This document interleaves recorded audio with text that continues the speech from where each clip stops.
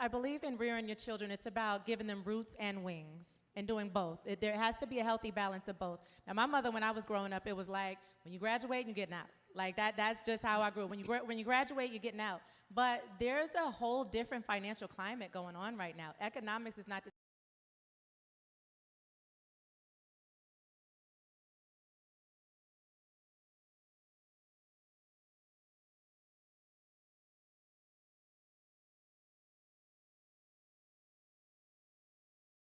remember me working a job that often. And so also thinking about the things I'm showing them. They see me happy, they see me striving, they see me working hard, they see the hustle and the grind, they understand business, they understand making decisions, the same conversations about real estate. You know, they saw like, we're gonna pack up and move cross country. We just moved to Dallas from Vegas. But I sold that house. When I bought the house, we talked about it.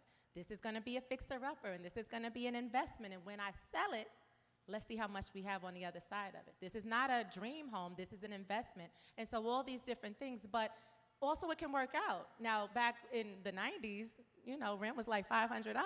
You know what I'm saying? So rent nowadays for young people, close to $2,000, it's a whole different thing. But back then, I remember being 17 and investing in, Apple. You know what I'm saying? I remember it was like, okay, and it was just hearing somebody say the things you like, invest in those things. Okay, so in time, you just start to make investments. And then I learned about a black-owned bank. Being in your early 20s, investing in, like putting your money into a black-owned bank. Then you learn about real estate. Okay, well, I got a little change put aside and buying a house in your 20s. That changes the game. And so, again, it's a whole different financial climate, but sometimes there's balance. So yeah, moving out of the house early, but not in a way that's gonna beat you up and hurt you. So just kind of finding the line, the roots and the wings. I believe I want you to feel grounded and stable enough to stand up strong on your own, but at the same time, I need you to have your own, your identity is kind of different from mine. I need you to have your own way. My children are not identical to me. I don't need you copying and your own authenticity. You know, one is an artist and one is a fisherman. You know what I'm saying? I don't have anything to do with that. That's their own personal identity. So pouring into who they are as individuals, but at the same time, you know, giving them those good values, those hardcore values that last. Yeah, so that tells us if you get some resistance from your children in any form, that's healthy. That's just them trying to figure out who and what they are. Allow that process to be. And when they go out, of course, they're going to come back. And usually when they come back, it's with a partner. It's with a spouse, you know, and there's or a biological.